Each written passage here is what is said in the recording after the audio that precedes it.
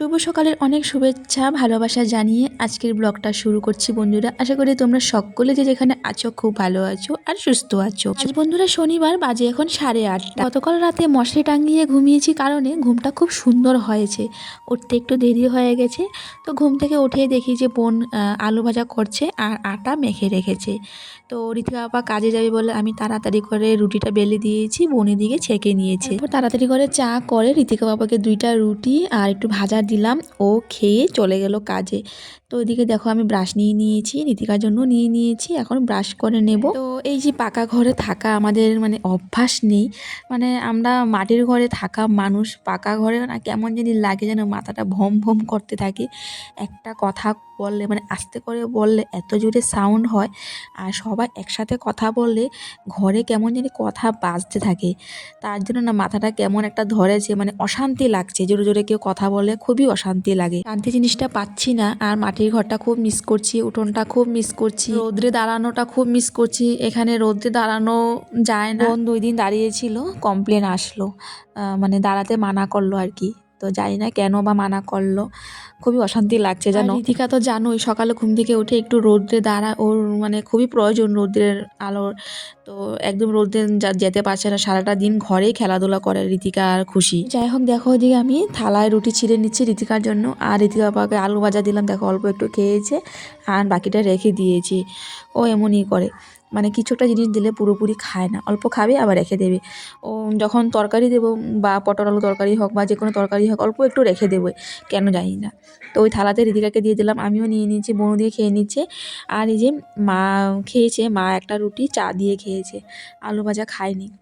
তো খুশিরও খাওয়া শেষ, এখন এই যে আমরা খেয়ে নিচ্ছি। আমি জানি সেরকম একটা ভালোভাবে ভিডিও করতে পারছি না বন্ধুরা, ও বলবো তোমরা প্লিজ আমার একটু পাশে থেকে গো, তোমাদের সাপোর্টের খুবই প্রয়োজন আমার। তো তোমরা অনেকে হয়তো ভাবছো আমি এখানে ঘুরতে আসলাম, আমি এখানে ঘুরতে আসিনি গো, আমি এখানে কাজের জন্য এসেছি। আপাতত এখন 2 মাস কাজ করব, 2 মাস কাজ করার পর আমি কিছু টাকা ইনকাম করব, করে তারপর ঋতিকার পাপাও কিছু টাকা দেবে, আর আমাদের হাতে সামান্য কিছু একটা অ্যামাউন্ট আছে, ওইটা নিয়ে ঋতিকাকে নিয়ে যাব। তো ওইদিকে খাওয়া দাওয়া শেষ করে এদিকে এখন দেখো এই যে কাপড় চাপড় গুছিয়ে নিচ্ছি। ব্যাগের মধ্যে এত এত কাপড় সব এলোমেলো হয়ে আছে, নতুন পুরান ঘরে পরা মানে সমস্ত কাপড় এলোমেলো হয়ে আছে। তো সমস্ত কাপড় বের করে নতুন কাপড় ভাঁজ করে করে ব্যাগে রাখলাম। তারপর মানে প্রত্যেকদিন যে কাপড়গুলো পরি সেগুলো এই যে ব্যাগের উপর ভাঁজ করে রাখছি। আর ঋতিকা বাপার নতুন কাপড় আমাদের এই ব্যাগটায় রাখলাম, আর ওর পুরান কাপড় এক্সট্রাভাবে রাখলাম যাতে অসুবিধা না হয়। আর আমার ওড়নাগুলো এই যে দেখো একটা রশির মধ্যে রেখে দেবো, মানে জানালার উপর একটা রশি টাঙিয়েছি, ওইটাই রেখে দেবো। আর আমাদের রুমের ওয়ালটি দেখো পুরো পুটিং পড়ে যাচ্ছে, মানে রুমটা দেওয়ার কোনো কথা ছিল না, ঋতিকা বাবা জোর জবরদস্তি মানে অনেক বলার পর রিকোয়েস্ট করার পর রুমটা দিল। এখানে একটাই সুবিধা, জলের সুবিধা, 24 ঘন্টা জল পড়ে। আর আমি আগেও ব্যাঙ্গালোরে এসেছিলাম, জলের খুব কষ্ট পেয়েছি, ঋতিকা বাবা এই রুমটা নিয়েছে জলের জন্য।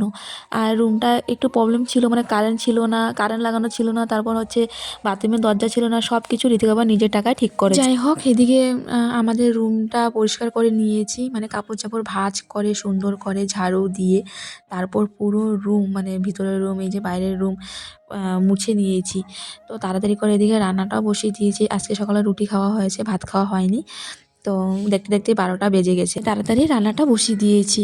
তো আজকে সসপ্যানে ভাত করছি, একবারে ভাত মানে বেশি করে চাল দিয়ে দিয়েছি, 6 জন মানুষ আমরা সবাই তো বড় বড়, তো মানে চাল একটু বেশিই লাগে, তো বেশি করে চাল দিয়ে দিয়েছি। আর আজকে রান্না করব অন্য রকম একটা রান্না। গতকালকে যে ঋতিকা বাবা মাছ এনেছিল, তো মাছ আছে, ওই মাছটা দিয়ে রান্না করব, এক তরকারি ভাতেই করব। এদিকে দেখো ভাত হয়ে গেছে, আর এত বড় সসপ্যান দিয়ে মানে ভাতের মাছ ঝরানো আমার জন্য খুবই কষ্ট হয়ে যাচ্ছিল, তবু আমি চেষ্টা করলাম। আজকে মাকে বলবো, মা করে দেবে, কালকে তো আমার নিজেই করতে হবে, তো তাই আমি নিজেই দেখো মাঠটা ঝরিয়ে নিচ্ছি। আজকে যে রান্না করব এই রান্নাটা হচ্ছে আমাদের মানে আসামের রান্না, শুধু আসামের বলে না, অনেকেই খেয়েছে এইভাবে। তো আজকে আমি জীবনে প্রথমবার এইভাবে রান্না করব। আমি খেয়েছিলাম গুয়াহাটি একটা হোটেলে, গুয়াহাটি গেছিলাম তখন হোটেলের ভাত খেয়েছিলাম, এই রান্নাটা খেয়েছিলাম, মানে টক দিয়ে মাছ দিয়ে। তো যার জন্য দেখো ওইদিকে মা এই যে কি টক সাতকরা নাকি বলে, সাতকরা ভেতরের অংশটা আর কি, কেটে শুকিয়ে রেখেছিল, অনেক টক এটা। তো এটা ভিজিয়ে রেখেছে এই যে বাটির মধ্যে। তো এটাই দিয়েই মাছটা রান্না করব। তো সবজির মধ্যে দেব শুধু আলু। আলু সেদ্ধ করে নিয়েছি কুকারে। এই যে দেখো, মশলার মধ্যে থাকবে রসুন, আদা আর হচ্ছে লঙ্কা, আর কিছুই না। তো এই যে দেখো, আলু খুব সুন্দর সেদ্ধ হয়ে গেছে। এখন আলুর খোসা ছাড়িয়ে নেব। আলুর খোসাটা ছাড়িয়ে তারপর আলু একদম কচলে মেখে নেব। আমরা যে আলু ভর্তা করি বা আলু মাখা বলি, তো এইভাবে কচলে মেখে নেব। তোমরা কে কে টক দিয়ে মাছ দিয়ে খেয়েছো কমেন্ট করে জানিও। আর যদি না খেয়ে থাকো তো একবার খেয়ে দেখো বন্ধুরা, খুবই টেস্টি লাগে। আমি খেয়ে তারপর তোমাদের বলছি। ওইদিকে আলু খোসা ছাড়িয়ে তারপর কচলে নিয়েছি একদম আলু ভর্তার মতো। আর এই যে দেখো, কড়াইতে অল্প তেল দিয়ে দিলাম, তারপর শুকনো লঙ্কা দিয়ে দিলাম। শুকনো লঙ্কা ফোড়ন দিয়ে তরকারিটা করবো। এদিকে মশলার মধ্যে বললামই তোমাদের, আদা রসুন আর কাঁচা লঙ্কা পেস্ট করে নিয়েছি। তো এই যে দেখো, এখন কড়াইতে দিয়ে দিলাম মশলাটা, ভালোভাবে মশলাটা কষিয়ে নিচ্ছি। আর এদিকে দেখো, আলু ভর্তা করলাম যে এটার মধ্যে টকটা দিয়ে দিয়েছি। যে কোনো টক দেওয়া যায়, আমও দেওয়া যায়, জলপাই দেওয়া যায়, যে কোনো টক দেওয়া যায়। আর দেখো, বেশি করে জল দিয়ে দিয়েছি, মানে আলুর ঝোলের মতো হয়ে গেছে দেখো। তো ওইদিকে দেখো, মশলাটা ভালোভাবে কষিয়ে নিয়েছি, হলুদ দিয়ে দিয়েছি, আর নুন এখনও দেয়নি। এই যে মানে আলুটা দিয়ে দিলাম, তারপর আর একটু জল দেব, দিয়ে তারপর আন্দাজ পরিমাণ নুন দেব। এই তরকারিটিতে যত ঝোল দেওয়া যায় ততই ভালো লাগে খেতে, টকটক লাগে, একদম ডালের মতো হয়ে গেছে দেখো, মসুর ডালের মতন একদম পাতলা ডাল হয়ে গেছে। তো যাই হোক, এখন মাছগুলো দিয়ে দিচ্ছি এই যে এক এক করে, তারপর ফুটে গেলে নামিয়ে নেব। এই হচ্ছে এই তরকারির মানে রেসিপিটা। এদিকে পাপা কোনোদিন মানে এমন তরকারি খায়নি, ও খেয়ে বললো যে খুব টেস্টি লাগলো। আবারও নাকি রান্না করতে বললো আর কি এইভাবে। রান্নাটা বসে অনেকগুলো কাপড় ধুয়েছি। তো কাপড় ধুয়ে একবারে স্নান করে নিয়েছি। এদিকে রান্নাও হয়ে গেছে, ঋতিকা বাবা আসলো, খেয়ে গেল। ঋতিকারও খাওয়া হয়ে গেছে। এখন আমি ভাত নিয়ে বসলাম। তো ঋতিকা বাবা বললো যে তরকারিটা ভালোই হয়েছে, টক দিয়ে রান্না করলাম। আর আমারও ভালো লাগে, আমি গুয়াহাটিতে খেয়েছিলাম টক দিয়ে মাছ, খুবই ভালো লাগলো খেতে। তো দেখি কেমন হয়েছে, ওরা তো বললো ভালো হয়েছে। এখন দেখি খেয়ে যায়। আলু একদম মানে ভর্তা করে তারপর দিলাম। আর এই যে হচ্ছে টক। চলো খেয়ে দেখি কেমন হয়েছে। দারুণ দারুণ বন্ধুরা, দারুণ, খুব টেস্টি লাগলো। ভালো লাগে না বাবা তরকারি? ঋতিকা পাপ বনু খায় নাই, খুশি খায় নাই। চলো খেয়ে নি বন্ধুরা, পরে আসছি।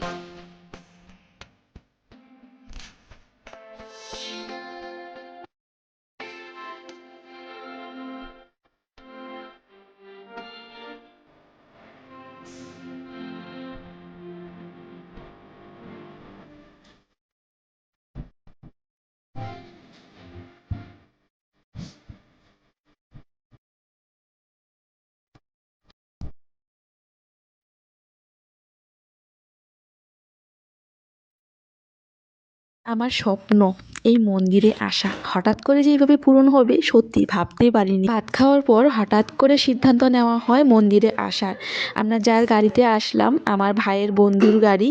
তো হঠাৎ করে আমরা সিদ্ধান্ত নিয়ে তাড়াতাড়ি করে বেরিয়ে পড়লাম। ফাইনালি বন্ধুরা মন্দির চলে আসলাম। আর বৃষ্টি পড়ছিল, বৃষ্টি পড়াতে একদম পুরো জল জল হয়ে আছে। এই যে দেখো, পুরো জল জল। আর ভেতরে হয়তো মোবাইল অ্যালাউ নেই, কারণ ঋতিকা বাবা একবার এসেছিল, তখন ও বললো আর কি ভিতরে ক্যামেরা করা যায় না, জানি না কতটুকু কি ভিডিও করতে পারবো। তো এই যে উঠছি আমরা।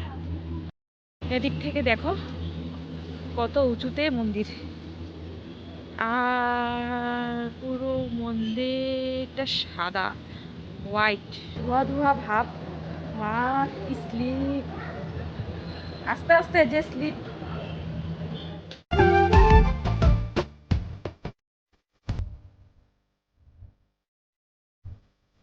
আমার প্রথম স্বপ্ন পূরণ হয়েছে। কিছু কিছু জায়গায় যাওয়ার আমার স্বপ্ন, যেমন এই যে ব্যাঙ্গালোরতে ইস্কন মন্দির, তারপর হচ্ছে আদিযোগী, নবদ্বীপ, বৃন্দাবন, জগন্নাথ পুরী, এইসব জায়গায় যাওয়ার আমার স্বপ্ন। ঠাকুরের আশীর্বাদে একটা পূরণ হয়েছে, ঠাকুরের আশীর্বাদ থাকলে সব কটাই পূরণ হবে। ভগবান শ্রীকৃষ্ণের জন্মাষ্টমীর সময় ঋতিকা আপা এখানে এসেছিল, তখন ও বললো মন্দিরের ভেতর নাকি ক্যামেরা করা যায় না। আমি যতটুকু পারবো বন্ধুরা শেয়ার করব। আমরা সবাই এক লাইনে হাঁটছি, আর বৃষ্টি পড়া করাতে একটু স্লিপ হয়ে গেছে, একটু কষ্ট হচ্ছিল হাঁটতে। তো এই যে দেখো প্রথম ঠাকুর দর্শন করলাম, কেন জানি না ক্লিয়ার আসছিল না, আমার ভয় করছিল যে ক্যামেরা অন করলাম যে কেউ যদি কিছু বলে। আর সত্যি সত্যি যখন মানে মেন মন্দির, এই যে মেন মন্দির দেখো একটু একটু আলো দেখা যাচ্ছে, এই যে দেখো লাল লাল দেখা যাচ্ছে, এই মেন মন্দিরে যখন যাই তখন না আমি ক্যামেরাটা অন করি, আর তখন আমার এত বকা দেয় কি বলবো, বলে যে ঠাকুর দর্শন করতে আসলাম, এখানে ক্যামেরা করার জন্য আসলাম নাকি, মানে এসব বলছিল আর কি। তাই ভয়ে তারপর আমি আর ক্যামেরা করতে পারি না গো।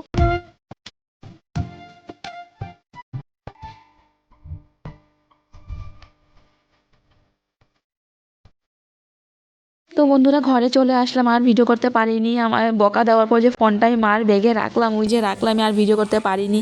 আর একটা কথা হয়েছে, ভাই এখানে হারিয়ে গেছিলো, এই হুলস্থুল আর ভিডিও করতে পারিনি। তো যাই হোক ঘরে এসে এই যে সিদ্ধ ভাত করলাম, আমরা এখন ভাত নিয়ে বসে বললাম, প্রায় 10:30 বাজে আর কি। আরেকবার যাবো, আরেকবার রীতিকে পাপাকে নিয়ে যাব, একদম সুন্দরভাবে স্বস্তিরে যাব, আর ঠাকুরের বই কিনবো, গীতা একটা কিনে আনবো। আমি আজকে টাকা নেই গো, তাই আর কি কিনতে পারিনি। আজকের ভিডিওটা জানি না তোমাদের কেমন লাগলো, তোমরা কমেন্ট করে জানিও। একটু হলেও যদি ভালো লেগে থাকে তো প্লিজ ভিডিওটা শেয়ার করে দিও বন্ধুরা। তো এই যে আমরা এখন ভাত খেয়ে নিচ্ছি।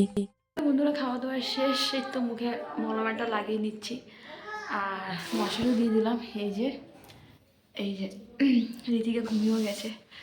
তো চলো ভিডিওটা এখানে শেষ করছি, শরীরটা ভালো লাগছে না।